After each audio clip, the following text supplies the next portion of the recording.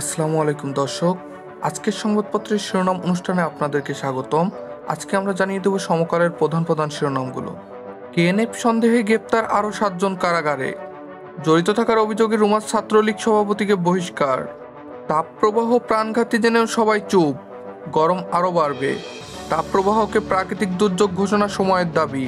5 দিনে মৃত্যু 29, ঝুঁকিতে 5 নগরের 1,70,00,000 মানুষ। উপজেলা নির্বাচনে মন্ত্রী এমপির স্বজনের প্রার্থী হওয়া প্রসঙ্গ। প্রকাশ্য বিতর্কে ওবায়দুল কাদের ও শাহজাহান খান। ভোট বর্জন সফল করতে বিএনপির নানা কর্মসূচি।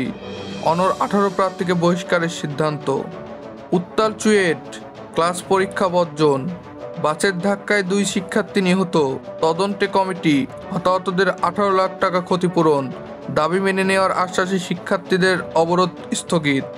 বাংলাদেশে ব্যবসা খুঁজছে কাতার। প্রধানমন্ত্রীর সঙ্গে কাতার আমিরের বৈঠক। 10 চুক্তি ও সমঝোতা স্মারক সই। বৈশ্বিক সংকট সমাধানে কাতারের মধ্যস্থতার প্রশংসা করেন শেখ হাসিনা। বাংলাদেশকে বিনিয়োগের উদীয়মান গন্তব্য বলেন শেখ তামিম। রাজধানীর ইনার সার্কুলার রুট 2 থেকে 4 লেন হবে সড়ক, কিমিতে খরচ 107 কোটি। ইরানের সঙ্গে বাণিজ্য চুক্তি, পাকিস্তানকে নিষেধাজ্ঞার হুমকি যুক্তরাষ্ট্রের। মোদির ইসলামী ট্যাগ কংগ্রেসের ঘাড়ে। ভারতে নির্বাচন, বিজেপির কট্টর হিন্দুত্ববাদের ভিত্তিকে শক্তিশালী করার চেষ্টা। ভোটার উপস্থিতি বাড়াতে ও সমর্থকদের উজ্জীবিত করতে প্রচারে ভিন্ন কৌশল। যুক্তরাষ্ট্রের বিভিন্ন বিশ্ববিদ্যালয়ে বিক্ষোভ, চলছে গণগ্রেপ্তার।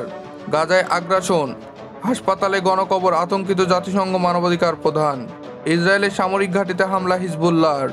ট্রাম্পের ঘুষকাণ্ড, নির্ভেজাল নির্বাচনী জালিয়াতি, ফৌজদারি মামলার বিচার। জিম্বাবুয়ের সিরিজে প্রস্তুতি ক্যাম্পের স্কোয়াড, 3 ম্যাচ খেলার ইচ্ছা সাকিবের। বুন্দেসলিগা হকিতে বাংলাদেশের 3 তারকা। রহস্য স্পিনার বের করব, মুস্তাক।